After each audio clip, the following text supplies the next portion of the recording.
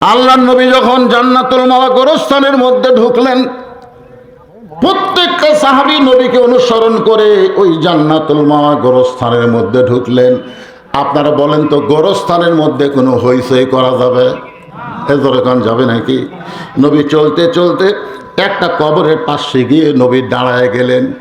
নবী যখন দাঁড়াইলেন, নবীর চোখ দিয়ে দর দর করে পানি পড়তেছে। নবীর কান্না দেখে আবু বকর, ওমর ফারুক, ওসমান আলী সবাই কিছুই বুঝতে পারলেন না। হঠাৎ একজন আনসার সাহাবী, মদিনার আনসার সাহাবী বললেন, ইয়া রাসূলুল্লাহ, এই যে কবরের পাশে দাঁড়ায় আপনি কাঁদতেছেন, এইটা কার কবর? আমরা আপনার কাছে জানতে চাই। ওগো আল্লাহর নবী, এতগুলা কবর, হাজার হাজার কবর জান্নাতুল মাওয়ার মধ্যে, কোন কবরের পাশে আপনি দাঁড়ালেন না। আপনি যেই কবরের পাশে দাঁড়ায় কাঁদতেছেন, এই কবরটা কার? আল্লাহ রাসূল বললেন, সাহাবীরা রে, এই কবরটা হলো আমার দরদের বিবি খাদিজা। একটু মনোযোগ দিয়ে শুনবেন। মাত্র 300 জন সাহাবী জানে খাদিজা সম্পর্কে, আর 300 যদি মাইনাস করেন তাহলে 9700 জন সাহাবী জানি না খাদিজা সম্পর্কে। এই 9700 জন সাহাবীরা বললেন, রাসূলুল্লাহ, আপনার দরদের বিবি খাদিজা সম্পর্কে আমরা একটু জানতে চাই। আপনার দরদের বিবি খাদিজা সম্পর্কে আমরা একটু জানতে চাই। সঙ্গে সঙ্গে রাসূল বললেন, খাদিজা সম্পর্কে জেনে কোনো লাভ হবে না, খাদিজার আমল সম্পর্কে তোমাদের জানতে হবে। খাদিজা সম্পর্কে জেনে তোমাদের কি হবে? বরং আমার খাদিজার কি আমল ছিল, এই আমলটা তোমাদেরকে জানতে হবে। এখন তোমরা বলো, খাদিজা সম্পর্কে শুনবে না খাদিজার আমল সম্পর্কে শুনবা? একটু মনোযোগ দিয়ে শুনবেন। আল্লাহ রাসূল বললেন, সাহাবীরা রে, তোমরা আমার খাদিজার সম্পর্কে জানতে চাও না খাদিজার আমল সম্পর্কে জানতে চাও? সাহাবীরা বললেন, ইয়া রাসূলুল্লাহ, আমরা মা খাদিজার আমল সম্পর্কে জানতে চাই। আল্লাহ রাসূল বললেন, আমার দরদের বিবির জীবনের সবচাইতে বড় আমল হলো সব সময় কবরকে স্মরণ করা। যে কোনো সময় আমাদের মৃত্যুবরণ করা লাগবে। রাসূল বললেন, খাদিজার জীবনের সবচাইতে বড় আমল হলো সব সময় মৃত্যুকে স্মরণ করত। একদিন গভীর রাত্রে খাদিজাতুল কুবরা নবীর ডান হাতখানা বুকের মধ্যে নিয়ে ছোট বাচ্চার মতন কাঁদতেছে। আল্লাহ রাসূলের ঘুম ভেঙে গেছে। নবী বললেন, খাদিজা, দুনিয়ার সবাই ঘুম পাড়তেছে, আর আপনি আমার হাতটা ধরে কেন কাঁদতেছেন? খাদিজা বলে, রাসূলুল্লাহ, আপনি না ঘুমান পর্যন্ত আমি কোনোদিন ঘুমাই না। সুবহানাল্লাহ কোন? আপনি না ঘুমান পর্যন্ত আমি কোনোদিন ঘুমাই না। নবী চমকে গিয়ে বললেন, এইটা কেন করেন? আমি না ঘুমাইলে আপনি কেন কোনোদিন ঘুমান না? খাদিজা বলে, হুজুর, আপনি জানেন দুনিয়ার যখন কোনো মেয়েদের বিয়ে হয়, ওই মেয়েদের হাত স্বামীর হাতে তুলে দেয়, বইয়ের হাত স্বামীর হাতে তুলে দিয়ে বলে, আমার মেয়ে কাছ থেকে তোমার কাছে দিয়ে দিলাম, তুমি দেখাশোনা করো।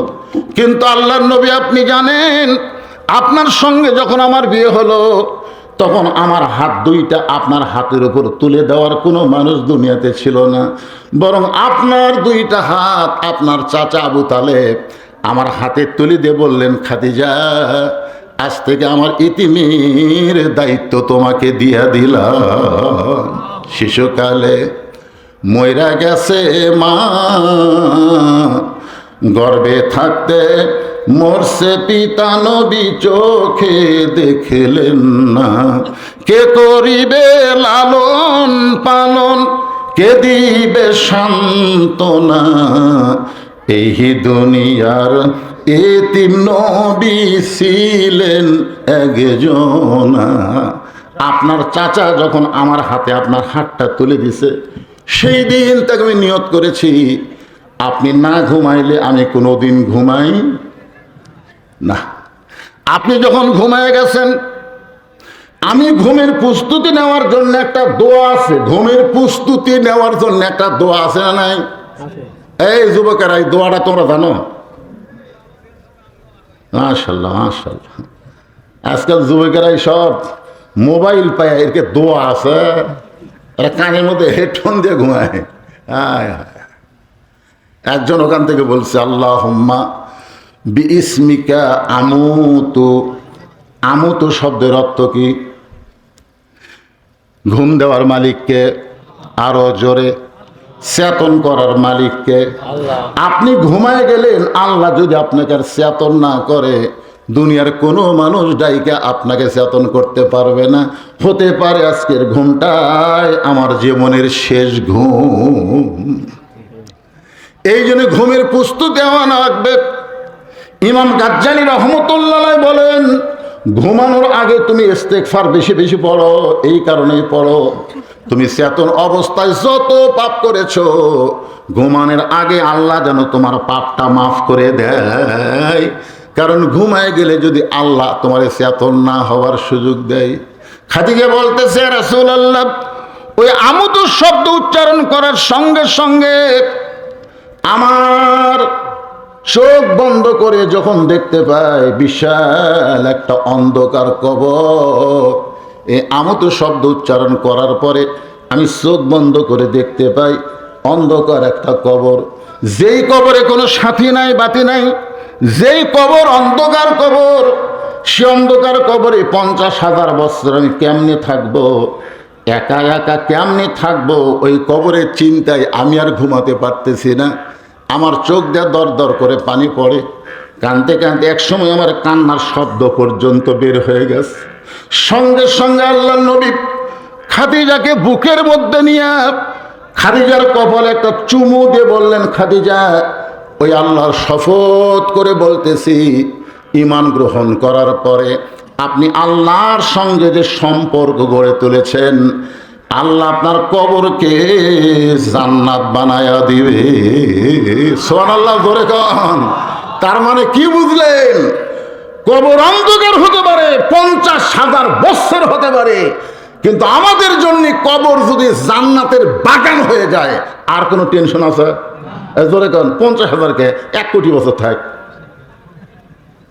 দেখেন আল্লাহ রাসূল একটা কি সুন্দর কথা বলে আমাদেরকে শান্তি দিলেন। খাদিজাকে বলতে, খাদিজা, ঈমান গ্রহণ করার পরে আপনি আল্লাহর সঙ্গে যে সম্পর্ক গড়ে তুলেছেন, আপনি দুনিয়া থেকে বিদায় নেওয়ার সাথে সাথে আপনার কবরকে আল্লাহ জান্নাত বানিয়ে দিবে। তাহলে ঈমান গ্রহণ করার পরে সম্পর্ক করতে হবে কার সাথে? আরো জোরে খন। আল্লাহর সাথে কি দিয়ে সম্পর্ক করবেন? একটু মনোযোগ দিয়ে শুনবেন। আল্লাহ রাসূল বললেন, খাদিজা, ঈমান গ্রহণ করার পরে আপনি আল্লাহর সঙ্গে যে সম্পর্ক গড়ে তুলেছেন, আপনি দুনিয়া থেকে বিদায় নেওয়ার সাথে সাথে আল্লাহ আপনার কবরকে জান্নাত বানায়া দিবে। এখন আপনারা বলেন, ঈমান গ্রহণ করার পরে আল্লাহর সঙ্গে সম্পর্ক করতে গেলে যে আমলটা আমাদের করাই লাগবে, যে আমল না করলে আমাদের ঈমানই থাকবে না, সেই আমলটার নামই হলো নামাজ। বলেন নাম কি? আরো জোরে কন। কিন্তু মা খাদিজা যখন দুনিয়া থেকে বিদায় নিয়েছে, তখন কিন্তু নামাজ আসে নাই। নামাজ এসেছে নবুয়তের 10ম বৎসরে, মিরাজ দিয়া নামাজ আইছে। কিন্তু আল্লাহ তাআলা মিরাজের 2.5 মাস আগে খাদিজাকে দুনিয়া থেকে বিদায় করে নিয়েছে। তার মানে বোঝা গেল, মা খাদিজা যখন দুনিয়া থেকে বিদায় নিয়েছে, ওই সময় নামাজ ছিল না, ওই সময় রোজা ছিল না, ওই সময় যাকাত ছিল না, হজ ছিল না। কোনো আল্লাহর হুকুম দুনিয়াতে আমল করার আগেই খাদিজা দুনিয়া থেকে বিদায় নিয়েছে। এরপরও আল্লাহ রাসূল কেমনে বললেন, ঈমান গ্রহণ করার পরে আপনি আল্লাহর সঙ্গে যে সম্পর্ক গড়ে তুলেছেন, আল্লাহ আপনার কবরকে জান্নাত বানিয়ে দিবে। এই সম্পর্কের নাম হলো আত্তাকুল্লাহ, এই সম্পর্কের নাম হলো হাক্কা তুকাতিহি। তাহলে মা খাদিজা যখন দুনিয়া থেকে বিদায় নিয়েছে, ওই সময় নামাজ ছিল না, ওই সময় ছিল ভয় কার? আল্লাহ নবী বললেন, খাদিজা, দুনিয়া থেকে বিদায় নেওয়ার পরে আল্লাহ আপনার কবরকে জান্নাতের বাগান বানায় দেবে। সঙ্গে সঙ্গে খাদিজা নবীর হাতটা বুকের মধ্যে নিয়ে বলে, রাসূলুল্লাহ, আপনার কাছে যদি আমি কিছু চাই, আপনি কি আমারে দিবেন না? আল্লাহ নবী বললেন, নাউজুবিল্লাহ, নাউজুবিল্লাহ, নাউজুবিল্লাহ। তিনবার নবী নাউজুবিল্লাহ বললেন। খাদিজা বললেন, হুজুর আপনার কাছে যদি কিছু চাই। এই কথা শোনার পরে আপনি 3 বার নাউজুবিল্লাহ বলেন কেন? আল্লাহ রাসূল বলে, খাদিজা ঈমান গ্রহণ করার পরে আল্লাহ ছাড়া অন্য কারো কাছে চাওয়া জায়েজ। জোরে বলেন, ইয়াকা নাবুদু ওয়া ইয়াকা নাস্তাইন। আমরা যখন নামাজ পড়ি সূরা ফাতিহার কি বলি? আল্লাহ তোমার গোলামি করে তোমার কাছে আমরা সাহায্য চাই। এমনকি নবীর কাছেও সাহায্য চাওয়া যাবে। এই জন্য আল্লাহ রাসূল বলেন, খাদিজা আপনি আমার কাছে কি চাবেন? আপনি যা চাবেন আল্লাহর কাছে চান। খাদিজা বলে, হুজুর আমি যে জিনিসটা চাইবো সে জিনিসটা যদি আল্লাহর না থাকে তাহলে আল্লাহ কেমনে দিবে? নবী সুনকে দেয়া বলে, খাদিজা আল্লাহর নাই এ কথা মুসলমান বলতে পারে না। খাদিজা বলতেছে, হুজুর আমাদের আছে আল্লাহর নাই। এ ব্যাপারে অনেক দৃষ্টান্ত আমি দিবার পারি। আল্লাহ রাসূল বললেন, তাহলে দৃষ্টান্ত দেন। সঙ্গে সঙ্গে খাদিজা বলতেছে, কুলহু আল্লাহু আহাদ আল্লাহুস সামাদ লাম ইয়ালিদ ওয়া লাম ইউলাদ ওয়া লাম ইয়াকুল লাহু কুফুয়ান আহাদ। এই সূরা ইখলাস একবার পড়লে 10 পারা কোরআন পড়ার সওয়াব পাওয়া যায়। সুবহানাল্লাহ। আপনারা বলেন তো, এই সূরা ইখলাসের মধ্যে আল্লাহর নাই এমন কথা আছে না? নাই। আল্লাহর বাপ কথা কয় না, আল্লাহর মাও, আল্লাহর সন্তান, আল্লাহর মৃত্যু, তাহলে তো আল্লাহর অনেক কিছুই নাই। খাদিজা বললেন, ইয়া রাসূলুল্লাহ মনে করেন আপনার সঙ্গে আমার বিয়ে হয় নাই, গভীর রাত্রে যদি আল্লাহর কাছে আমি কান্দি, আল্লাহ খাদিজার পেটে একটা বাচ্চা দাও, খাদিজার পেটে একটা বাচ্চা দাও, আপনি বলেন তো আমার পেটে কি আল্লাহ বাচ্চা দিবে? রাসূল বললেন, দিবার পারবে কিন্তু দিবে না। আল্লাহ তোমাকে বাচ্চা পেটে দিবার পারবে কিন্তু দিবে না। একজনকে আল্লাহ স্বামী ছাড়া বাচ্চা দিয়েছিল, তার নাম হলো মরিয়ম। আর এই মরিয়মকে বাচ্চা দেওয়ার কারণে জনগণ জাকারিয়া নবীকে ধরে মারছে। ধরে এখন কথা ঠিক কিনা? জাকারিয়া কিন্তু মরিয়মের আপন খালু ছিল। তারপরে জনগণ সন্দেহ করে তারা যখন পিটন দিল, একসময় রাগ করে জাকারিয়া বললেন, আল্লাহ কাম করলে তুমি আর পিটন খাচ্ছি আমি। মরিয়মের পেটের মধ্যে বাচ্চা দিছে কে? আরো জোরে বলেন, কে দিছে? কিন্তু পিটন খাই কে? জাকারিয়া বলতেছে, আল্লাহ কাম করলে তুমি আর পিটন খাই আমি। আল্লাহ নবী বললেন, জাকারিয়া কিয়ামত পর্যন্ত আর হবে না। আমি আদমকে তৈরি করেছি বাপ মা ছাড়া, আর ঈসারে পাঠাইলাম বাবা ছাড়া। কিয়ামত পর্যন্ত পুরুষের স্পর্শ ছাড়া কোনো নারীর পেটে আর বাচ্চা হবে না। কিয়ামত পর্যন্ত পুরুষের স্পর্শ ছাড়া কোন নারীর পেটে আর বাচ্চা আসবে না। আল্লাহ রাসূল বললেন, ইয়া রাসূলুল্লাহ, খাদিজা বলতেছেন, ইয়া রাসূলুল্লাহ এই কারণেই তো আমি আপনার কাছে চাই। রাসূল বললেন, আপনি আমার কাছে কি চাবেন যা আল্লাহ দিবার পারবে না? খাদিজা বললেন, হুজুর আমার 1 নম্বর চাওয়া হলো, ওই যে গাড়ি হীরার মধ্যে আপনি 3 বছর সাধনা করেছেন, এই সাধনা করার কারণে আল্লাহ কোরআনের 5টা আয়াত আপনার উপর নাজিল করেছে। আপনি যখন কোরআন শরীফ পড়তে পারতেছিলেন না, ফেরেশতা জিবরাইল আপনাকে বুকের সঙ্গে জাপটে ধরেছে। রাহে মাহফুজ থেকে আরশ থেকে আল্লাহ তাআলা তাওয়াজ্জু দিয়ে কোরআনের 5টা প্রথম আয়াত আল্লাহ আপনার উপর নাজিল করেছে। আপনি গাড়ি হীরা থেকে ফিরে আসার পরে আপনার গায়ে যে জুব্বাটা ছিল, যেই জুব্বা পরা অবস্থায় আপনি হীরা গুহায় সাধনা করেছেন, এই জুব্বাটা খুলে যত্ন করে আপনি রাইখা দিয়েছেন। আমার বড় লোভ হয়েছে নবী গো, ওই জুব্বাটা আমি যখন মরে যাব তখন আমার কাফনের কাপড় হিসাবে দিয়ে দিবে। ওগো আল্লাহর নবী, আমার 2 নম্বর চাওয়া হলো, আপনার পবিত্র হাত দিয়া আমার দেহখান আপনি কবরের ঘরে নামায় দিবেন।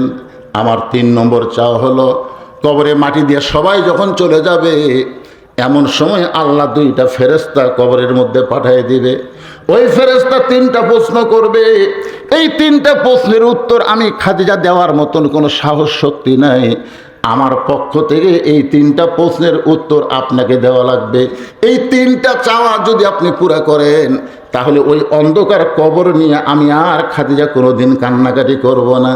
সঙ্গে সঙ্গে আল্লাহর নবী খাদিজাকে বুকের মধ্যে নিয়ে কপালে আবার একটা চুমু দিয়ে বললেন, খাদিজা ওই আল্লাহর শপথ করে বলতেছি, আমার আগে যদি আপনার মৃত্যু হয় তাহলে আপনার 3টা চাওয়াই আমি পুরা করব ইনশাআল্লাহ। এখানে নবী কিন্তু একটা কথা কি বলছেন, যে আমার আগে যদি আপনার মৃত্যু হয়। এই কথার দ্বারা নবী বুঝাইলেন কে কখন মরবে এটা আল্লাহর নবীও জানে।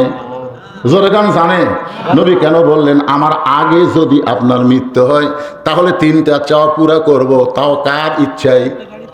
জোরে গান কার ইচ্ছায়? ইনশা বলছে নবী যে তুমি যদি মরে যাও তোমার 3টা চাওয়া আমি পুরো করবো, এ কথা বলছে। কথাটা সাইজ দেখেন, আমার আগে তুমি যদি মরে যাও বা আপনি যদি মরে যান আপনার 3টা চাওয়া আমি পুরো করবো ইনশাআল্লাহ। মা খাদিজা দুনিয়া থেকে বিদায় নিলেন। যখন মা খাদিজা দুনিয়া থেকে বিদায় নিলেন এমন সময় খাদিজার পেট থেকে 4টা মেয়ে আল্লাহ নবীকে দান করেছেন। খাদিজার পেট থেকে 4টা মেয়ে নবীকে আল্লাহ দান করেছেন। খাদিজার পেট থেকে যেই মেয়েটা বড় তার নাম হলো জয়নাব। খাদিজার পেট থেকে যেই মেয়েটা সবচাইতে আগে জন্ম নিয়েছে তার নাম হলো জয়নাব। এরপরে যে মেয়েটা জন্ম নিল তার নাম হলো রোকেয়া। এরপরে যে মেয়েটা জন্ম নিল তার নাম হলো কুলসুমা। আর সর্বশেষে যে মেয়েটা জন্ম নিয়েছে তার নাম হলো খাতুনে জান্নাত ফাতেমা। খাদিজা দুনিয়া থেকে বিদায় নেওয়ার পরে নবী লক্ষ্য করে দেখে 3টা মেয়ে কাঁদতেছে, জয়নাব, রোকেয়া, কুলসুমা, 3টা মেয়ে কাঁদতেছে, কিন্তু কান্নার সাইজ ভিন্ন। হাউমাউ করে কাঁদতেছে, মা মরে গেল, মা কোথায় পাবো রে, এরকম চিল্লা চিল্লি করে কাঁদতেছে। কিন্তু সবচাইতে ছোট মেয়েটার দিকে নবী লক্ষ্য করে দেখে তার চোখ দিয়ে পানি পড়তেছে কিন্তু তার জবানের কোনো শব্দ নেই। সে কাঁদতেছে, চোখের পানি পড়তেছে, কিন্তু জবান থেকে কোনো শব্দ বিলাপ করতেছে না। এমন সময় আল্লাহ নবী বললেন, ফাতেমা, তোমার মা দুনিয়া থেকে বিদায় নিয়েছে, তোমরা সবাই কান্নাকাটি করতেছ, এরকম শুধু কানলে হবে না মা, তুমি একটু আমার কাছে চলে আসো। 4টা মেয়ের মধ্যে নবী ছোট মেয়ে ফাতেমাকে নবীর কাছে ডাকলেন। কাছে ডাকার পরে বললেন, ফাতেমা, তোমার মা দুনিয়া থেকে বিদায় নেওয়ার সময় আমাকে ওসিয়ত করেছে। তোমার মা দুনিয়া থেকে বিদায় নেওয়ার সময় আমাকে ওসিয়ত করেছে, এই ওসিয়ত পালন করা লাগবে। ওসিয়ত পালন করা হলো ওয়াজিব। ওসিয়ত পালন করে কি? ফাতেমা বলতেছেন, বাবা আমার মা কি ওসিয়ত করেছে? বলে 1 নম্বর ওসিয়ত হলো, 1 নম্বর ওসিয়ত হলো তুমি তোমার মাকে গোসল করাতে হবে। তোমার মাকে গোসল করানোর সময় অন্য কেউ তোমার সঙ্গে থাকতে পারবে না। 2 নম্বর ওসিয়ত হলো তোমার মাকে কাফনের কাপড় পরাতে হবে। এই কাফনের কাপড় পরানোর সঙ্গে তোমার সঙ্গে কেউ থাকতে পারবে না। ফাতেমা বললেন, বাবা আমার আরও 3টা বোন আছে, তাদেরকে বাদ দিয়ে আমি একা একা মাকে যদি গোসল করাই, মাকে যদি কাফনের কাফন পরাই, তাহলে আমার 3টা বোন তো মন খারাপ করবে।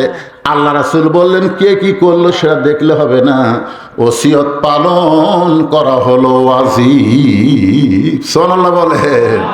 তাহলে মরার আগে খাদিজা যদি ওসিয়ত করতে পারে, আমরা নবীর উম্মত হিসাবে কি ওসিয়ত করতে পারি কি পারি না? জোরে কোন পারি কি পারি না? কি ওসিয়ত করবেন? এদের সরকারি গোরস্থান তৈরি করতেছেন, আপনাদের 1 নম্বর ওসিয়ত হলো কোনো বেনামাজি যেন কবর খুঁড়বার না পারে। পারবেন? এই ওসিয়ত করতে পারবেন?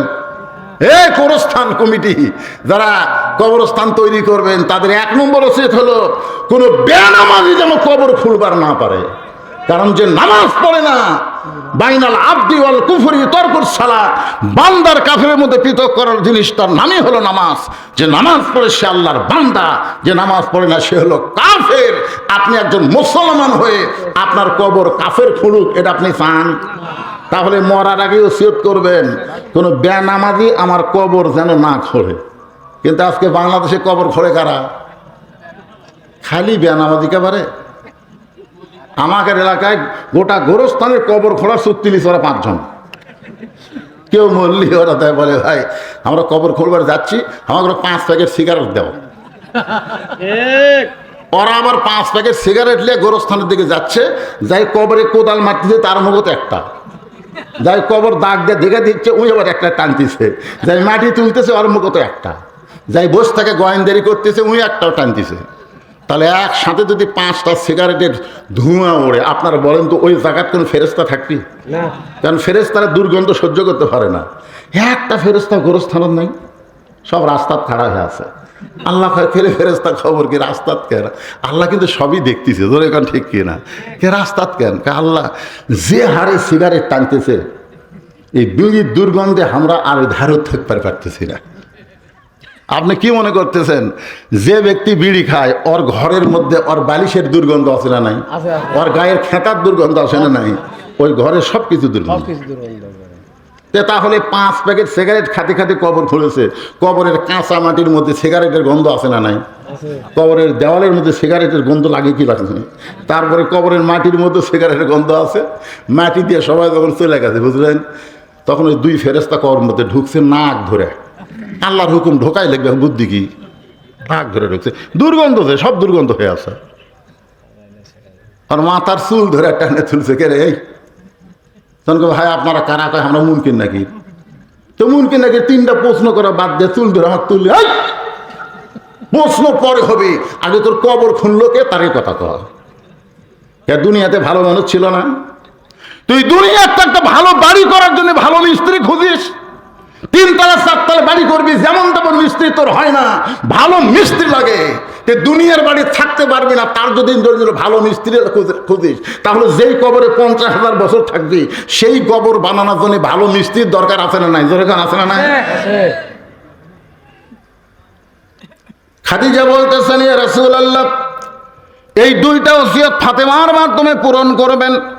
আল্লাহ রাসূল বললেন, ফাতেমা, তোমাকে এই 2টা ওসিয়ত পালন করা লাগবে। তুমি তোমার মাকে নিজের হাতে গোসল করায় দাও।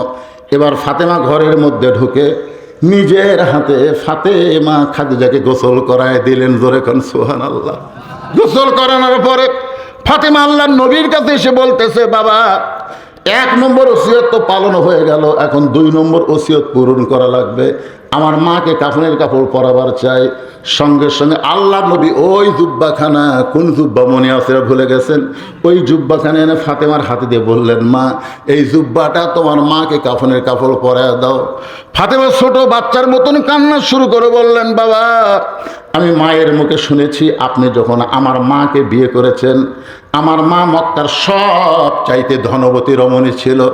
আমার মা মক্কার সব চাইতে ধনবতী রমণী ছিল। আজকে সেই মা আমার মারা গেল, মক্কার দোকানে কি নতুন কোনো কাপড় নাই? নতুন কোনো কাপড় না দিয়া এই পুরাতন জুব্বা কেন দিচ্ছেন বাবা? রাসূল কান্দের বলে, ফাতেমা, এই জুব্বা সাধারণ কোনো জুব্বা নয়, এই জুব্বার সঙ্গে আল্লাহর কোরআনের সম্পর্ক রয়েছে। আপনারা বলেন, কোরআনের সম্পর্ক যার সঙ্গে থাকে তার দাম কম না বেশি? একটা গাছ দিয়ে 3টা জিনিস বানাচ্ছে, একটা গাছ দিয়ে 3টা জিনিস বানাইছে, একটা হলো সোফা, একটা হলো খাট, একটা হলো রেহাল। একই গাছের কাঠ দিয়ে 3টা জিনিস বানাইছে, একটা খাট, একটা সোফা আর একটা রেহাল। আপনার বলেন তো এই 3টার মধ্যে দাম বেশি কার? জোরে বলেন, দাম বেশি কার? রেহালের দাম কেন বেশি? খাটের সাথে মানুষের সম্পর্ক, সোফার সাথে মানুষের সম্পর্ক, আর রেহালের সাথে আল্লাহর সম্পর্ক। তাহলে কোরআনের সাথে যারা সম্পর্ক করবে তাদের দাম বেশি। আল্লাহ রাসূল বলেন, ফাতেমা, এই জুব্বা দুনিয়ার সাধারণ কোনো জুব্বা নয়, এই জুব্বার সঙ্গে আল্লাহর কোরআনের সম্পর্ক রয়েছে। এই জন্যই তোমার মা দুনিয়া থেকে বিদায় নেওয়ার আগেই আমাকে বলেছে, স্বামী গো, ওগো আল্লাহর নবী, 1 নম্বর চাওয়া হলো ওই গারে হীরার মধ্যে দীর্ঘ 3 বছর সাধনা করার পরে আল্লাহ যে কোরআনের 5টা আয়াত আপনার প্রতি নাজিল করেছে, কোরআনের প্রথম যে 5টা আয়াত, কয় আয়াত? আমার আঙ্গুলের দিকে তাকান, কয় আয়াত? তার প্রথম আয়াতটাই, প্রথম শব্দটাই হলো ইকরা। ইকরা, ইকরা মানে পড়ুন। আল্লাহ নবী কিন্তু পড়লেন না, ফেরেশতা জিবরাইল বললেন ইকরা, পড়ুন। আল্লাহ নবী কিন্তু পড়লেন না। ফেরেশতা জিবরাইল বলতেছে, আল্লাহ আপনার নবীকে পড়তে বলি, কিন্তু নবী তো পড়ে না। আল্লাহ বললেন, নবীকে বুকের সঙ্গে চাইপা ধরো। ফেরেশতা জিবরাইল আল্লাহ নবীকে বুকের সঙ্গে একটা চাপ দিলেন। আরশে আজিম থেকে আল্লাহ তাআলা নবীর প্রতি তাওয়াজ্জু দেওয়ার সঙ্গে সঙ্গে নবীর জবান থেকে বের হওয়া শুরু হলো, ইকরা বিইসমি রাব্বিকাল্লাযী খলাক। এমন পড়া নবী পড়তে চায় যে পড়ার মধ্যে আল্লাহ আছে, আল্লাহ ছাড়া পড়া নবী পড়বার চায় না। জোরে কান সুবহানাল্লাহ। তাহলে আল্লাহর নবী যেই পড়ার মধ্যে আল্লাহ আছে, জোরে কান কি আছে, সেই পড়াটাই নবীর উম্মতদেরকে পড়তে হবে। সেই পড়াটাই পড়ার কারণ আল্লাহ রাসূল বলেছেন, খায়রুকুম মান তাআল্লামাল কুরআনা ওয়া আল্লামা। ওই ব্যক্তির চাইতে দামি উত্তম কোনো ব্যক্তি নাই যে ব্যক্তি আল্লাহ রাস্তা আল্লাহর কোরআন পড়ে এবং কোরআনের শিক্ষা দেয়। আমরা যতগুলো মানুষ এখানে বসে আছি, আমরা শুধু কোরআনের ওয়াজ শুনবো না, আল্লাহর কোরআনকে আমরা ধারণ করব, কোরআনকে ধরবো। জোরে কোন কথা ঠিক কিনা? কথা বলেন, কোরআন ধরার দরকার আছে না নাই? কোরআন নাজিলের মাস রমজান মাস বিদায় হয়ে গেল, যেই রাতে আল্লাহ কোরআন নাজিল করেছে হাজার মাসের চাইতে উত্তম বলা হলো। আর সেই কোরআন যাদের জন্য নাজিল করা হলো তাদেরকে উত্তম হওয়া লাগবে। রেহাল থাকার, কোরআন রেহালের উপরে থাকার কারণ রেহালের দাম বেশি। সেই কোরআনকে আমরা গ্রহণ করতে চাই। একটু মনোযোগ দেন। সঙ্গে সঙ্গে ফাতেমা জুব্বাখানা নিয়ে মায়ের দ্বিতীয় ওসিয়ত পালন করার জন্য ঢুকতেছেন। ফাতেমার সামনে সামনে আর আল্লাহর নবী পিছনে পিছনে হাঁটতেছেন। ফাতেমার হাতে নবী জুব্বা দিয়েছেন, ফাতেমার সামনে সামনে আর নবী পিছনে পিছনে হাঁটতেছেন। অথচ আল্লাহর কোরআনের মধ্যে আল্লাহ বলেছেন, আমার নবী যখন রাস্তা নিবে তখন নবীর সামনে কেউ যাবার পারবে না। আমার নবী যখন কথা বলবে, নবীর কথা বাদ দিয়া অন্য কাউকে কথা বলা যাবে? কথা বলেন না কেন? নবী যখন রাস্তা চলবে, নবীর সামনে কেউ যাওয়া যাবে না। আল্লাহ নবী যখন কথা বলবে তখন নবীর কথা বন্ধ করে অন্য কেউ কথা বলতে পারবে না। এটা আমার কথা না, এটা হলো আল্লাহর কথা। তার নবী যখন যাচ্ছে, নবীর সামনে কে যাচ্ছে? ফাতেমা। এখন বলেন তো, আল্লাহ বলেছে নবীর সামনে অন্য কেউ যাওয়ার পারবে না, কিন্তু ফাতেমা যাচ্ছেন না। আল্লাহ নবী ফাতেমাকে যাবার হুকুম করতেছেন। এই হুকুম করার পেছনে কারণ হলো, ফাতেমাকে আল্লাহর নবী শুধু মেয়ে মানতেন না, ফাতেমাকে মায়ের মতো সম্মান করতে। একদিন আল্লাহ নবী মসজিদ নববীতে বসে, নবীর দুই উরাতের উপরে নবীর দুইটা নাতি বসে আছে। একটা নাতি হলো হাসান, একটা হলো হুসাইন। আল্লাহ নবী বলে, রে আমার সাহাবীরা, তোমরা কি বলতে পারো আমার মেয়ে কয়টা? আমার কয়টা মেয়ে তোমরা কি জানো? আপনারা বলেন তো, নবীর কয়টা মেয়ে? সাহাবীরা জানে কি জানে না? হুজুরে কারণ জানে কি জানে না? তখন আবু বকর বলতে, তো হুজুর আপনার কয়টা মেয়ে আমরা জানলেও বলবো না, আপনি আমাদের বলেন, আমরা শুনতে চাই। কারণ আমাদের বলার চাইতে আপনার কথা শোনা আমাদের বেশি জরুরি। আল্লাহ নবী বললেন, তাহলে শোনো, জয়নাব হলো আমার বড় মেয়ে, রোকেয়া হলো আমার মেজো মেয়ে, কুলসুমা হলো আমার ছোট মেয়ে। সমস্ত সাহাবেরা চিন্তা করে, নবী তিনটা মেয়ের কথা বলে। সাহাবেরা বললেন, হুজুর আর একবার বলেন। আল্লাহ রাসূল বললেন, আমার বড় মেয়ে হলো জয়নাব, মেজো মেয়ে হলো রোকেয়া, ছোট মেয়ে হলো কুলসুমা। সাহাবেরা বলে, হুজুর আপনি আর একবার বলেন। নবী বললেন, বলার পরেও বারবার শুনতে চাও? আমার বড় মেয়ের নাম হলো জয়নাব, মেজো মেয়ের নাম হলো রোকেয়া, ছোট মেয়ের নাম হলো কুলসুমা। সঙ্গে সঙ্গে হাসান হোসাইন দুই ভাই নানার উরাত থেকে উঠে বলতে, আমরা বাড়ির যাই, আমরা বাড়ির যাই। আল্লাহ নবী বলতেছেন, কেন যাবে ভাই? বলে, আমরা গরিব বলে আমাদের মায়ের কথা আপনার মেয়ে সেইটা ভুলে গেছেন। আমাদের মা যে আপনার মেয়ে, এই কথা আপনি ভুলে গেছেন। আপনার সাহাবীরা বারবার শুনতে চায়, আপনি তিনটা পর্যন্ত বলেন, কিন্তু আমাদের গরিব মায়ের কথা আপনি কেন বলেন না? এই বলে হাসান হোসেন যখন কাঁদতে কাঁদতে যাবার চায়, নবী দুই ভাইকে এক টান দিয়ে বুকের মধ্যে নিয়ে দুই ধনের কপালে আর গলায় চুমা দিয়ে বলে, হাসান হোসেন রে, তোদের মা আমার মেয়ে না, তোদের মা হইল আমার মা। যেই বলছে তোদের মেয়ে, তোদের মা আমার মেয়ে না, তোদের মা হলো আমার মা, সাহাবীরা বলতেছেন, ইয়া রাসূলুল্লাহ, ফাতেমা আপনার মা কেমনে হলো, এই কথা কি আপনি আমাদের শোনাবেন না? আল্লাহ রাসূল বললেন, তাহলে শোনো। তাইফের ময়দান থেকে রক্তমাখা শরীর নিয়ে আমি যখন মক্কায় ঢুকলাম, মক্কায় ঢোকার পরে মক্কায় আমি তো লক্ষ্য করে দেখি আমার দরদের চাচা আবু তালেব দুনিয়াতে নাই, আমার দরদের বিবি খাদিজা দুনিয়াতে নাই। আমার মক্কায় কে দরদের আছে? আমি যখন ঘরের মধ্যে ঢুকলাম, একসঙ্গে 3টা মেয়ে ঘরের মধ্যে ঢুকলো। আমার বড় মেয়ে জয়নাব, মেজো মেয়ে রোকেয়া, কুলসুমা, 3 মেয়ে ঘরের মধ্যে ঢুকে বলতেছে, বাবা আপনি তাইফে কেন গেলেন? বাবা আপনি কি জানেন না তাইফের মানুষ হলো নিষ্ঠুর, এত পাথর মারছে, আপনার দেহ রক্তাক্ত হয়ে গেছে, আপনি এই কষ্ট কেমনে সহ্য করবেন?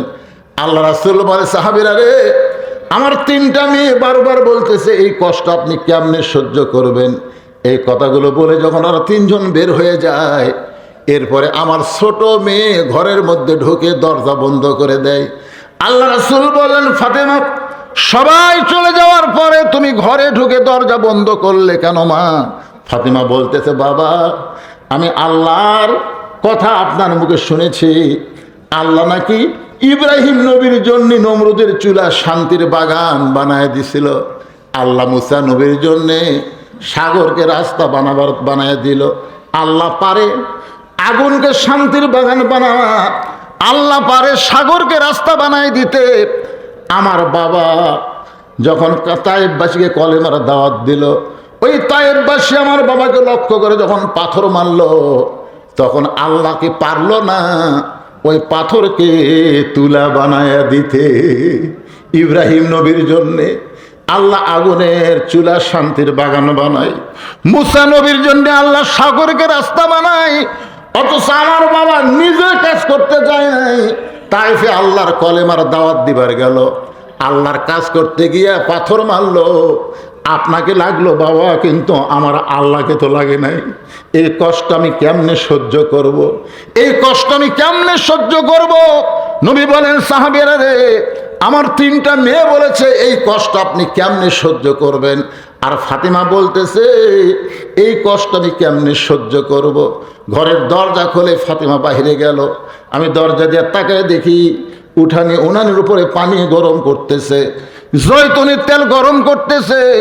কিছুক্ষণ পরে ফাতেমা আবার ঘরের মধ্যে ঢুকে দরজা বন্ধ করে দিয়া আমার শরীর থেকে রক্তমাখা জুব্বা খুলে যত জায়গায় তায়েববাসী পাথর মারছে, ওই গরম পানির মধ্যে নরম কাপড় চুবড়ায়া চুবড়ায়া আমার গোটা দেহ পরিষ্কার করে দিয়া ওই ফাতেমার নরম আঙ্গুলের মধ্যে গরম জয়তুনের তেল নিয়ে যখন মালিশ করে দেয়, আমি নবী কখন যেন ফাতেমার উড়াতকে বালিশ বানায় ঘুমায় গেছি।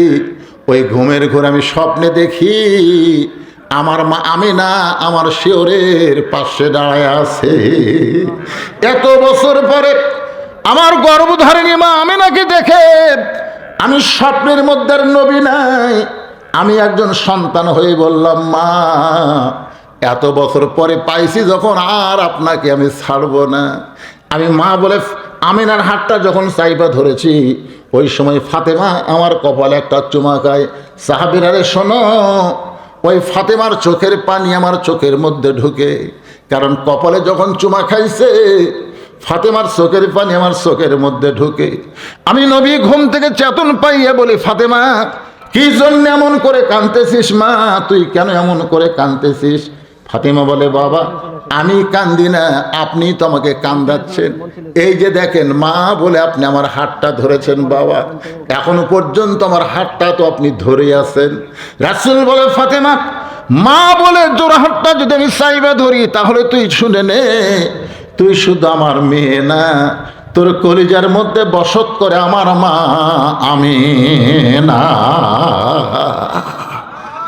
একটু খেয়াল করবেন, আল্লাহ নবী ফাতেমাকে মায়ের মতন সম্মান দিয়ে ফাতেমাকে সামনে দিলেন। ফাতেমা যখন মা খাদিজা যেই ঘরে গোসল করায় রাখছে, ওই ঘরের মধ্যে যখন জুব্বা কাপড় নিয়ে ঢুকলেন, নবী আস্তে করে দরজা বন্ধ করে দিলেন।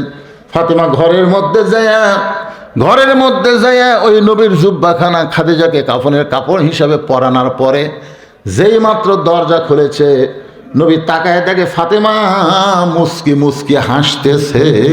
সুবহানাল্লাহ বলেন। ফাতেমা মুস্কি মুস্কি হাসতেছে।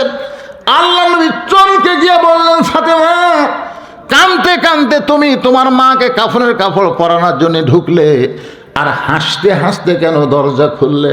ফাতেমা বলতেছে, বাবা কাঁদতে কাঁদতে কেন ঢুকলাম এটাও আপনি জানেন, হাসতে হাসতে কেন দরজা খুললাম এটাও আপনি জানেন।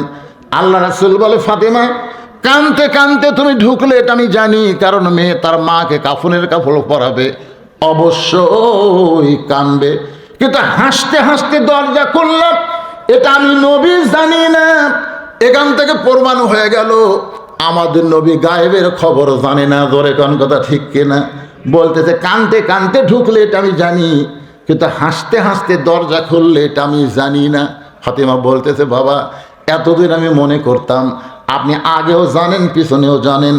রাসূল বললেন, হুয়াল্লাহুল্লাযী লা ইলাহা ইল্লা হুয়া আলিমুল গায়বি ওয়াশ শাহাদাতি হুয়ার রহমানুর রহিম। এই আয়াতের মাধ্যমে আমরা সূরা হাশরের শেষ দিন আয়াত তেলাওয়াত করি। ধরে কোন কথা ঠিক কিনা?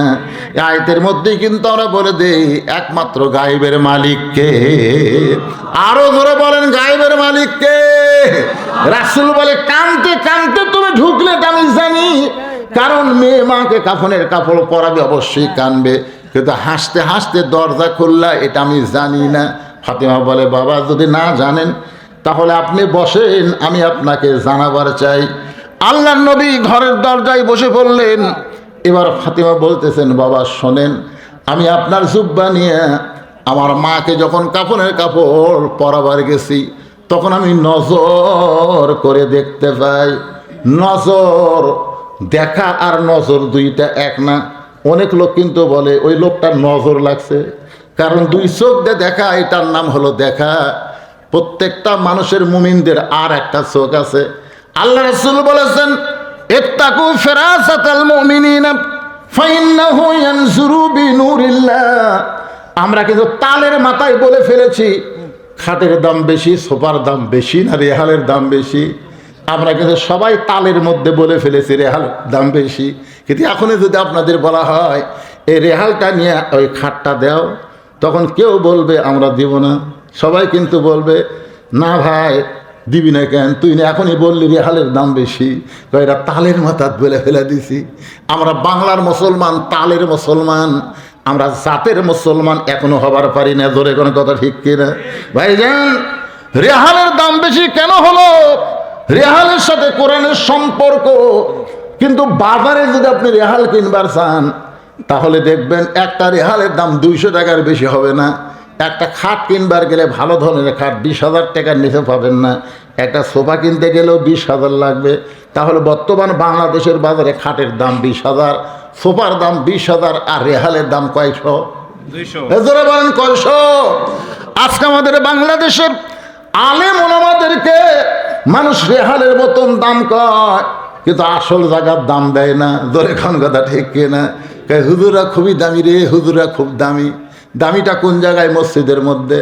মসজিদের মধ্যে হুজুর যদি কোরআনের হাফেজ হয়, সাধারণ একটা আলেম হয়, জুমার দিনে যদি ওই মসজিদে এমপি সাহেব জুমার নামাজ পড়বার আসে, আপনারা বলেন তো আপনাদের গ্রামের কোনো লোক বলবে এমপি সাহেব এত দামি, আজকে এমপি সাহেব নামাজ পড়াক? এই কথা কি কেউ বলবে? বরং সবাই বলবে এমপি লাইনও দাঁড়ান, আর হুজুর আপনি সামনে যান, হুজুর আপনি সামনে যান। আপনারা বলেন তো যে ব্যক্তি পিছনে থাকে তার দাম বেশি, না যে সামনে যায় তার দাম বেশি? আসলে সামনে যিনি গেছে তার দাম বেশি না, যিনি এমপি হয়েছেন তারই দাম বেশি, আর সামনে যিনি গেছেন তার সম্মান বেশি। তাও আবার জায়গা মতো, সব জায়গাত লয়, একটা এরিয়ার মধ্যে। কথা কন না কেন? এরিয়ার মধ্যে। কার মধ্যে? এরিয়ার মধ্যে। এরিয়ার মধ্যে ভাইরে, এরিয়ার মধ্যে যখন কেউ ঢোকে তখন বুঝবার পারে কে দামি কে কম দামি। হ্যাঁ, আমরাও তো এরিয়াটাই আল্লাহ দিছি। সবাই লোক দেয় শাহাদত আঙ্গুলে, আশহাদু আল্লা ইলাহা ইল্লাল্লাহ। কোন সূরা ওই শাহাদতের মধ্যে আপনি আত্মাহিত পড়ার সময় বলেন না আশহাদু আল্লা ইলাহা? এটাতে কি সাক্ষী দিচ্ছেন? কয় আল্লাহ। আবার এই আঙ্গুল দিয়ে আপনি কি বলতেছেন? ও যে জায়গা দেখতেছে না হুজুর, এটা আমারই হুজুর। ওই সাইডে যেটা ওটাও আমার। ওই সামনে পুকুর পুষ্করি যা দেখতেছেন সবই আমার হুজুর। ওই সাইডে যা দেখতেছেন আমার বাপ ভাইয়ের। এলাকার মধ্যে পাও দেওয়ার জায়গা কারু নেই। তো সবই যদি তোমাকে হয় আল্লাহর, তাহলে হুজুর আল্লাহটা দেখতে গেলে 2 মিনিট হাঁটা লাগবে হুজুর। 2 মিনিট হাঁটা মসজিদের সামনে গিয়ে বলতেছে এখানেও আল্লাহর কিছু ছিল না, এখানেও আল্লাহর কিছুই ছিল না। আমার চাচা দয়া করে আল্লাহ 10 শতক দিছে, আর আমরা টাকা পয়সা দিয়ে আল্লাহ ঘর বানিয়ে দিছি। ফেরেশতারা বলতেছে আল্লাহ এই দেশের নাম কি? এই দেশে তোমার জায়গা নাই, ওর চাচা জায়গা দিলে তোমার জায়গা হয়, আর এরা টাকা পয়সা তোমার ঘর বানিয়ে দেয়, এই দেশের নাম কি? আল্লাহ বলতেছে ওই দেশের নাম বাংলাদেশ রে। ওই দেশে আমি আল্লাহর চাইতে গরিব কেউ নাই রে, আমি আল্লাহর চাইতে গরিব। আওয়ামী লীগ বলেন, বিএনপি বলেন, জাতীয় পার্টি বলেন, জামাত বলেন, সবাই বলে কি আল্লাহর ঘর, আল্লাহর ঘর। এই জন্য ওই ঘরের মধ্যে ঢুকলি সবাই বুঝবার পারে কার দাম বেশি, উনি ঢুকলি বোঝে। এসপি সাহেব দাঁড়া আছে সামনে কাতারে, আর একটা মুসল্লি লাগবে, তাছাড়া কাতার পুরা হচ্ছে না। এসপি কই করে একটা মুসল্লি নাই, তাকে দেখে দরজার চকিদার খাড়া হয়ে আছে। এসপি ডাকতেছে, হ্যাঁ। চকিদার বলে না স্যার, আপনি এসপি, আমি চকিদার। এসপি কয় ওটা বাইরের কথা ভাগলা, ওটা বাইরের কথা রে, ভিতরের কথা হলো তুইও যা হামও তাই। তারপরেও চকিদার ভয়ে যায় না। এসপি জাগা ছাড়িয়া চকিদার হাত ধরে তো ডাকিতে যাস না, একটা টাইনা নিয়ে এসে কাতারের মধ্যে না খাড়ায় না। এখন চকিদার ভয়েস আধা পিছনে থাকে। এসপি বলে পিছনে গেন, তো বলে আবার কয় স্যার এই যে আমার পায়ের গোড়ালির সঙ্গে গোড়ালি মিল কর। একটা গোড়ালির সাথে গোড়ালি মিল করবো, কাতার জানাকে সোজা হয়। চকিদার বলে স্যার আপনার পায়ের গোড়া তেল তেলা, আমারটা কিন্তু ফাটা। এই পায়ের সাথে গোড়াই লাগাবার গেলে যদি ঘষ্টন লাগে, আপনি ফাটা পায়ের ঘষ্টন পাচ্ছেন। এসপি বলতে যা হয় হবি, তুই পায়ের সঙ্গে গোড়ালি লাগা, তাছাড়া কাম হবে না। চকিদার কয় আল্লাহ রে, এইটা কোন জায়গা আল্লাহ যেটি এসপি আর চকিদার এক কথা। বর্তমান মুসলমান মসজিদ যেমন আল্লাহকে দিয়েছে, গোটা বাংলাদেশ যেদিন আল্লাহকে দিবার পারবে, সেদিন মসজিদের সৌন্দর্য গোটা বাংলাদেশে চালু হয়ে যাবে। জোরে কোন কথা ঠিক না? তাহলে গোটা বাংলাদেশের মালিককে আরো জোরে জোরসে বলুন। তাহলে দেখাচ্ছেন কেমনি ওইটা কার? আপনি বলবেন এগুলো আমি দেখাশোনা করি। এই যে বাড়ি দেখতেছেন, এই বাড়ি আমি দেখাশোনা করি, এই জমি আমি দেখাশোনা করি, ওই পুকুর আমি দেখাশোনা করি, কিন্তু আমি মালিক না, মূল মালিককে। আরো জোরে বলেন। আল্লাহ তাআলা দেখাশোনার জন্য কিছু দিনের জন্য আমাদেরকে দুনিয়াতে প্রেরণ করেছেন। একটু খেয়াল করবেন ভাই, বলে ফেলা হিন্দু মুসলমান ভাই ভাই, এটা কিন্তু আবেগের কথা। বিবেকের কথা হলো কুল্লু মুসলিমুন ইখওয়া, প্রত্যেকটা মুসলমান হচ্ছে ভাই ভাই। আল্লাহ কোরআনে বলেছেন অমাইয়াবতাগি গয়রাল ইসলামা দীনান গয়রাল ইসলামী দীনান ফালাই ইকবালা মিনহু। ইসলাম ছাড়া অন্য কোনো ধর্ম কেউ যদি গ্রহণ করে, আল্লাহ বলেছেন কখনই কবুল করা হবে না। তবে আল্লাহ একটা সুযোগ দিয়েছেন, যারা অন্য ধর্মে জন্মগ্রহণ করেছেন, আল্লাহ বলেছেন লা তামুতুন্না ইল্লা ওয়া আনতুম মুসলিমুন। তুমি যেই ধর্মে জন্মগ্রহণ করো সমস্যা নাই, মুসলমান না হয়ে যান মরিও না। জোরে কোন কথা ঠিক কিনা? তাহলে আমাদের জন্ম আগে না মরণ আগে? কথা কয় না, জন্ম আগে না মরণ আগে? তো আমরা জন্মেছি হয়তো হিন্দুর ঘরে, বৌদ্ধর ঘরে, খ্রিস্টানের ঘরে, তাদের জন্য কিন্তু একটা সুযোগ আছে। আল্লাহ বলেছেন মুসলমান না হয়ে মরিও না। তো এই জন্য ওনাদের চাইতে আমাদের উপরে আল্লাহ একটু খুশি বেশি, কারণ জন্মসূত্রেই আমাদেরকে মুসলমানের ঘরে আল্লাহ কবুল করেছেন। ইন্না দীনা ইনদাল্লাহিল ইসলাম। আল্লাহর কাছে মনোনীত একমাত্র জীবন বিধানের নাম কি? জোরে বলেন। কোরআন লয়, ইসলাম। হ্যাঁ, দিন মানে কি? দিন মানে খালি ধর্ম? আমরা অনেকেই মনে করি দিন একটা ধর্মের নাম। হিন্দু ধর্ম, বৌদ্ধ ধর্ম, খ্রিস্টান ধর্ম, ইসলাম একটা ধর্ম। ইসলাম শুধু একটা ধর্মের নাম নাম না, ইসলাম হলো একটা জীবন ব্যবস্থার নাম। জোরে কোন কথা ঠিক কিনা? হ্যাঁ, আমরা সেই মুসলমান, খুশি না বেজার? তাহলে আল্লাহর দরবারে আরেকবার বলি আলহামদুলিল্লাহ। আমাদের ভাগ্য এত ভালো যে আমরা শুধু মুসলমানের ঘরেই জন্ম নিই নাই, আমরা নবী হিসাবে এমন একজন মহামানবকে পেয়েছি। নিদানে আখেরাতে তরাইতে পলসে রাতে কান্ডারি হইয়া নবী পার করিবেন সেই তরণী। সবাই বলেন নবী মোর পরশমণি, নবী মোর সোনার খনি, নবী নাম ভাবে যেজন সেই তো দোজাহানের ধনী। হাসরের ময়দানে আল্লাহ যখন হাকিম হয়ে আমাদেরকে আসামি বানায় বিচার শুরু করবেন, ওই সময় আমাদের নবী উকিল হয়ে, ব্যারিস্টার হয়ে আল্লাহর কাছে আমাদের ব্যাপারে ওকালতি করে আমাদেরকে সুপারিশ করে জান্নাতে পৌঁছে দিবে। এমন একজন নবী পাওয়ার পরে আপনারা খুশি না বেজার? খুশি। তাহলে জবান খুলে আরেকবার বলি আলহামদুলিল্লাহ। এখন যে কোরআন থেকে আমরা তাফসির শুনবো, যে কোরআন থেকে আমরা আলোচনা শুনবো, এই কোরআনের ব্যাপারে আপনাদের ধারণা কি? একটা ধারণা তো অবশ্যই আছে, আছে না নাই?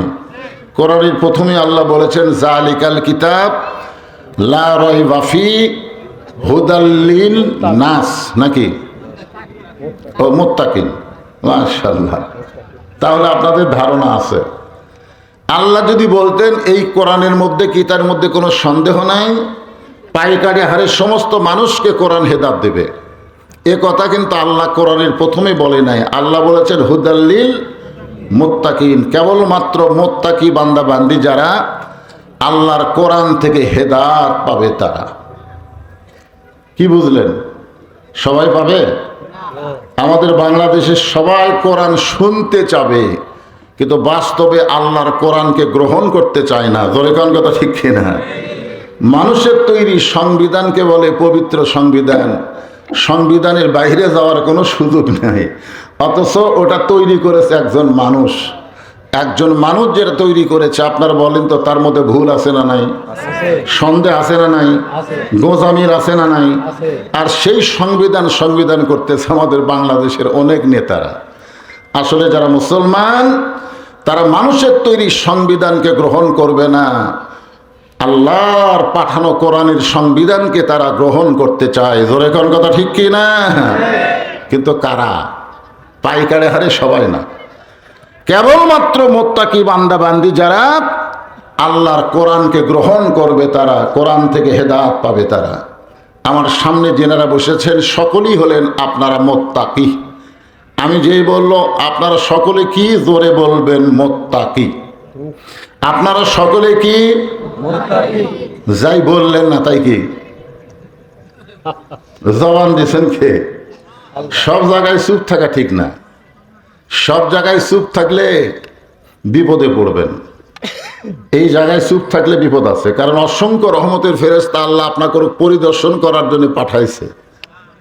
আপনারা মানুষ কম হলে ফেরেশতা কি কমাইছে নাকি?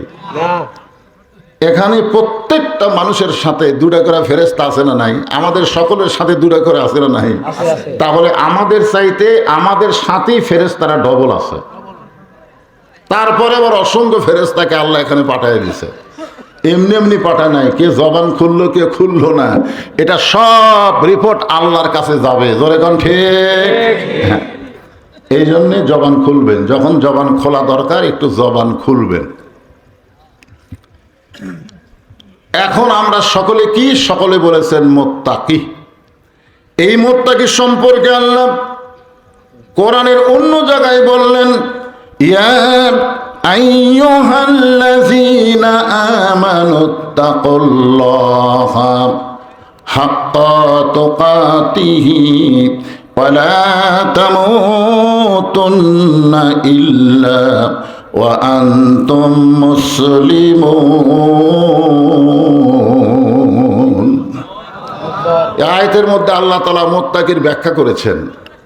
আবার এই যে কিছুদিন আগে একটা মাস গেল আমাদের কাছ থেকে বিদায় হয়ে, কি মাস? রমজান মাস।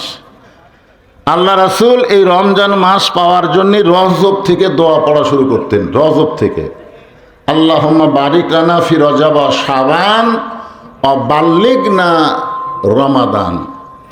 এই হাদিসের দ্বারা বোঝা গেল কে কখন মারা যাবে এটা আল্লাহ রাসূলও জানতো না, যার কারণে রাসূল কি বলতেন? বাল্লিগনা রমাদান, রমাদান পর্যন্ত আমার হায়াতকে বাড়াইয়া দাও।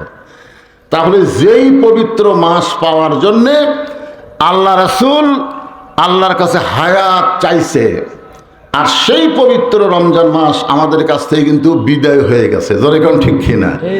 এই রমজান মাসকে লক্ষ্য করে আল্লাহ বলেছেন, ইয়া আইয়ুহাল্লাযীনা আমানু কুতিবা আলাইকুমুস সিয়াম কামা কুতিবা আলাল্লাযীনা মিন ক্বাবলিকুম লাআল্লাকুম তাত্তাকুন।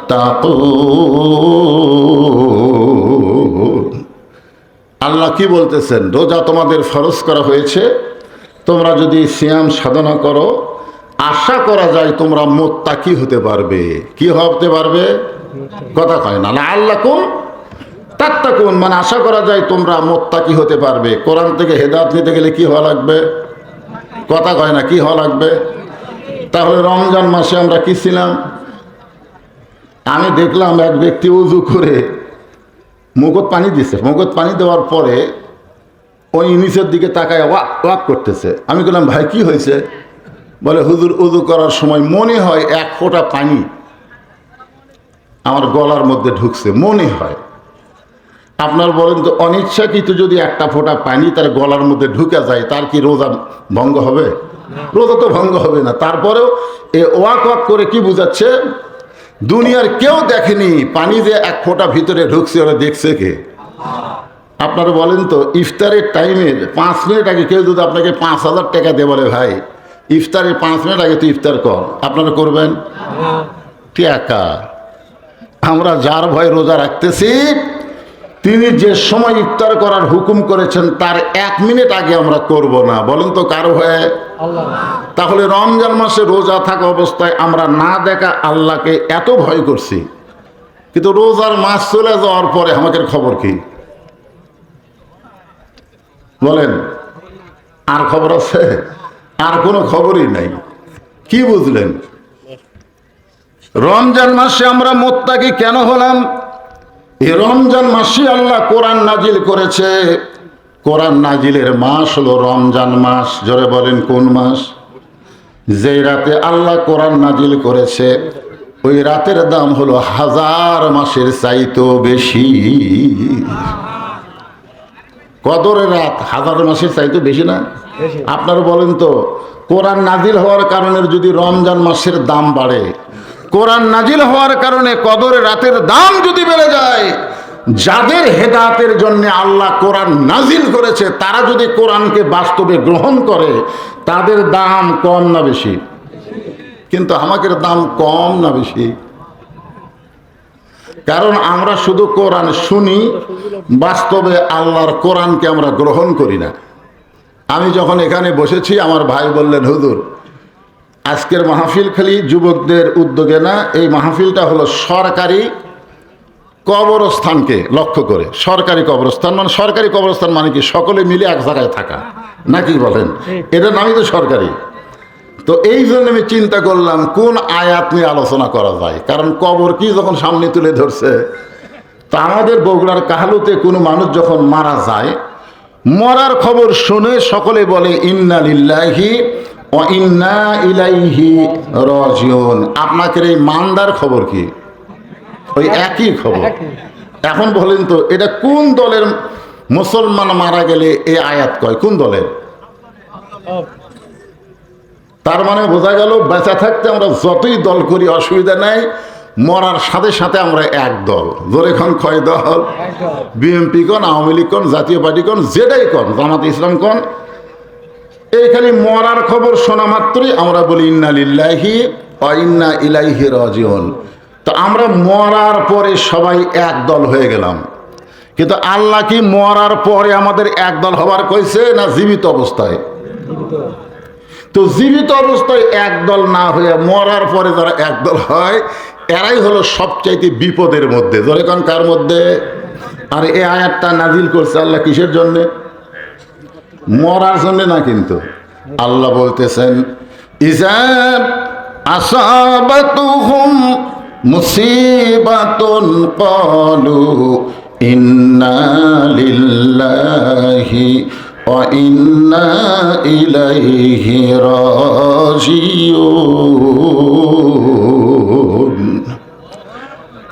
যখন তোমাদের উপরে বিপদ আপদ মুসিবত আসবে, তখন তোমরা বলবে ইন্না লিল্লাহি ওয়া ইন্না ইলাইহি রাজিউন। আমরা এসেছি কার কাছ থেকে, আবার যাব কার কাছে? আল্লাহর কাছে। তো আমরা যাবই। আমরা যখন দুনিয়াতে এসেছি, আপনারা বলেন তো আমাদের কোনো পাপ ছিল? কথা বলেন। আমরা যখন মায়ের পেট থেকে দুনিয়াতে আসলাম, আসার পরে আমাদের কোনো পাপ ছিল? 7 বছর পর্যন্ত আমাদের কোনো পাপই নাই। 10 বছর বয়সে আমাদের কান্দে আল্লাহ ফেরেশতা দিছে নেকি আর পাপ লেখার জন্য। কয় বছর বয়সে? 10 বছর বয়সে। এই জন্য তো একটা কথা আছে নবীর হাদিস, 7 বছর থেকে বাচ্চাদেরকে নামাজের তালিম দাও, আর 10 বছর থেকে জোর করে নামাজ ধরাও। কয় বছর? 10 বছর। এখন চিন্তা করে দেখেন যে আমরা দুনিয়াতে যখন এসেছি আমাদের কোনো পাপ ছিল না, কিন্তু আমরা যখন দুনিয়া থেকে মৃত্যুবরণ করব, তখন কি দুনিয়াতে আসার মতো আমরা পাপ ছাড়া না পাপ ভরা? কথা কয় না? তো পাপ নিয়ে যদি আমাদের মৃত্যু হয়, আমাদের অবস্থাটা কি হবে? একটা করুণ অবস্থা হবে। হবে কি হবে না? এই জন্য আমি আপনাদের সবাইকে নিয়ে পাপ ছাড়া, অর্থাৎ যেভাবে দুনিয়াতে এসেছি সেভাবেই যেন আমরা মরতে পারি, এটাকে সামনে নিয়ে কবরকে আপনাদের সামনে আজকে উপস্থাপন করা হবে। যে কবরে কোনো ঘর নাই, দরজা নাই, জানলা নাই, আলো নাই, সাথী নাই, সেই কবরে আমাদের কতদিন থাকা লাগবে? আল্লাহ রাসূল বলেছেন সর্বশেষে যেই ব্যক্তি মৃত্যুবরণ করবে, কবরের জগতে কোনো রেওয়ায়তে 40,000, কোনো রেওয়ায়তে 50,000 বছর থাকা লাগবে। দুনিয়াতে যে 3 তলা 4 তলা 5 তলা বাড়ি করছি, কয় বছরের গ্যারান্টি? এই কথা কর না কেন, কয় বছরের? তো গ্যারান্টি নাই। তার কি মহব্বত! বারবার খালি বাড়ির দিকে তাকায়। অনেক লোক আবার এইভাবেও তাকায়। এইভাবে যারা তাকায়, তারা কি জন্য এভাবে তাকায়? মানে 6 তলার ভিত দিছে, 4 তলা কমপ্লিট হচ্ছে, রড বার করে থছে, যায় আর এভাবে তাকায়। একজন জিজ্ঞেস করে ভাই কি দেখতেছেন? বলে ভাই দোয়া করেন ভাই, 6 তলার ভিত দিছি, 4 তলা কমপ্লিট হচ্ছে, আর 2 তলা যেন করবার পারি, আর 2টা তলা করবার পারলে আমার কোনো টেনশন নাই। আপনারা বলেন তো, ওর কান্দ ফেরেশতা আছে না নাই? উনি যখন বলতেছে আর 2টা তালা করলে আমার কোনো টেনশন নাই, তখন ফেরেশতারা কি লিখবে?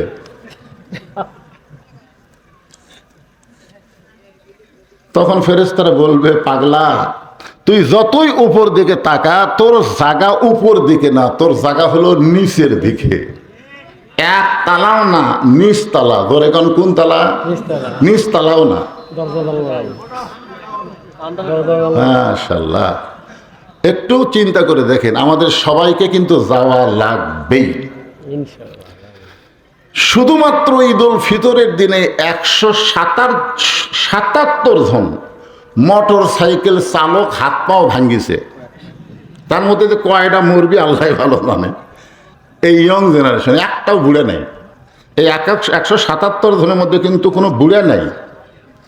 যারা হাসপাতালে ভর্তি হচ্ছে তারা কি যুবক। আমরা অনেক সময় মনে করি আমরা বুড়ে, আমরাই মরে, আর যুবকেরা বলে আমাকে টাইম আছে। আপনারা বলেন তো, মরার কোনো সময় আছে নাকি? যে কোনো সময় আমাদের মৃত্যু হবে।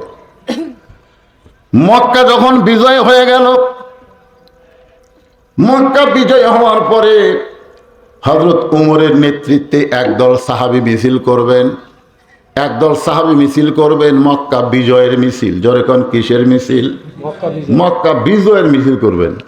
কারণ যেই মক্কা থেকে আল্লাহ রাসূল গভীর রাত্রে হিজরত করে মদিনার দিকে রাস্তা নিয়েছে, আর সেই মক্কা আল্লাহ আবার মুসলমানকে ফেরত দিছে, একটা বিজয় মিছিল করা দরকার আছে না নাই? আছে। মানে আপনারা 26শে মার্চ 16ই ডিসেম্বর পালন করেন, তো এই জন্য মনে করতেছেন দরকার আছে।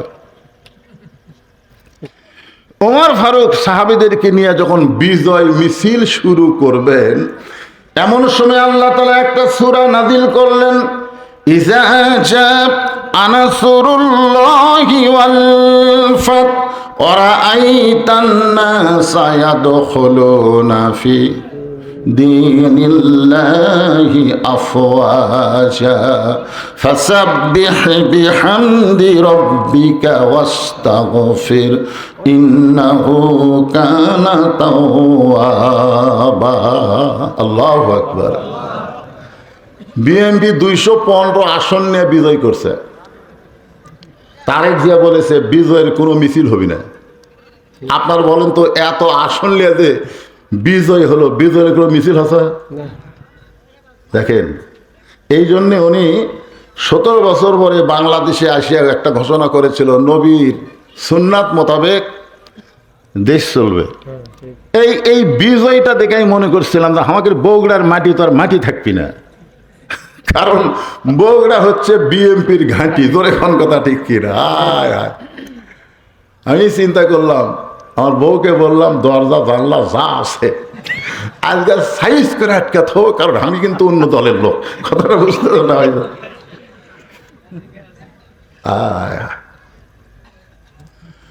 হযরত ওমর ফারুক যখন বিজয় মিছিল করবেন, সঙ্গে সঙ্গে আল্লাহ তাআলা সূরা নসর নাযিল করে নবী জানাই দিলেন, ওগো নবী, এই বিজয় কোন মুসলমানের কৃতিত্ব নয়, এই বিজয় হচ্ছে আল্লাহর সাহায্য। বিজয় কার সাহায্য? নাসরুল্লাহ। কার সাহায্য? এই জন্যে মিছিল টিছিল না করে কি করেন? ইস্তেগফার করেন, আল্লাহর প্রশংসা করেন। আল্লাহ তাআলা নবীর উপরে এই আয়াত নাজিল করেছে, কোন সাহাবীর উপর তো করে নাই। নবী যখন দেখতে পাচ্ছেন যে ওমরের নেতৃত্বে কিছু সাহাবী বিজয় মিছিলের জন্য রেডি হচ্ছে। বিজয় মিছিল কি? নারায়ে তাকবীর, আল্লাহু আকবার, লিল্লাহি তাকবীর, আল্লাহু আকবার, এভাবে একটা মিছিল করবে আর কি। এমন সময় আল্লাহর নবী সমস্ত সাহাবীদেরকে বাদ দিয়া কাবা ঘরের পাশে সবচাইতে বড় একটা গোরস্থান আছে, যে গোরস্থানের নাম হলো জান্নাতুল মাওয়া। গোরস্থানের নাম কি? জান্নাতুল মাওয়া। যারা হজ করবার গেছেন, আপনারা দেখেন নাই? কাবা থেকে উত্তর দিকে 1 কিলো ফাঁকেই বিশাল একটা গোরস্থান। সে গোরস্থানের নাম হলো জান্নাতুল মাওয়া। আল্লাহ রাসূল সমস্ত ফেরেশতার দিকে, সমস্ত সাহাবীর দিকে না তাকায়া একা একা আল্লাহর নবী জান্নাতুল মাওয়ার মধ্যে প্রবেশ করলেন। এখন আপনারা বলেন, নবী যদি জান্নাতুল মাওয়া গোরস্থানের মধ্যে প্রবেশ করে, তখন সাহাবীদের করণীয় কি? আপনারা বলেন, নবীকে শুধু নবীন একজন নেতা? এই জোরে করেন, শুধু নবীন একজন নেতা? তো একজন নেতা যখন জান্নাতুল মাওয়া গোরস্থানের মধ্যে প্রবেশ করতেছে, তখন প্রত্যেকটা সাহাবীদের সামনে আল্লাহর কোরআন এসে বলতেছে, মা আতাকুমুর রাসূলু ফাখুযুহু ওয়া মা নাহাকুম আনহু ফান্তাহু। তোমাদের নবী যেটা করবে সেটাই তোমরা করো, নবী যেইটা করবে না সেটা তোমাদের করা যাবে না। তাহলে এই মুহূর্তে সাহাবীদের মিছিল করা আগে না নবীকে অনুসরণ করা আগে? কথা কন না কেন ভাইজান? নবীকে যদি অনুসরণ না করে, তাহলে ওই সাহাবীদের কি ঈমান থাকবে? যত নামি দামি সাহাবী হোক, নবীকে অনুসরণ করতেই হবে। এ কথা কার? আল্লাহ কোরআনে বলেন, কুল ইন কুনতুম তুহিব্বুনাল্লাহ ফাত্তাবিউনি ইউহিব্বুকুমুল্লাহ ওয়া ইয়াগফির লাকুম যুনুবাকুম ওয়াল্লাহু গফুরুর রহিম। আল্লাহু আকবার। ওগো নবী, আপনি বলে দেন, কেউ যদি আমি আল্লাহকে পাওয়ার চাই, আমি আল্লাহকে ভালোবাসতে চাই, আমি আল্লাহকে যদি ভালোবাসতেও চাই, তাহলে তাদের 1 নম্বর কাজ হচ্ছে ফাত্তাবিউনি, আপনাকে অনুসরণ করা। আপনাকে অনুসরণ করলে ইউহিব্বুকুমুল্লাহ, আমি আল্লাহ তাদেরকে ভালোবাসবো। শুধু ভালোই বাসবো না, ইয়াগফির লাকুম যুনুবাকুম, তাদের জীবনের সমস্ত গুনাহ খাতা আমি আল্লাহ মাফ করে দিয়ে দেব। এখন আপনারা বলেন, সাহাবীরা নবীকে অনুসরণ করছে, আমরা কি করব না? আমরা যদি আল্লাহর কাছে মাপ চাই, তাহলে নবীকে অনুসরণ করার দরকার আছে না নাই? অনুকরণ না, অনুসরণ। খুব খেয়াল করবেন।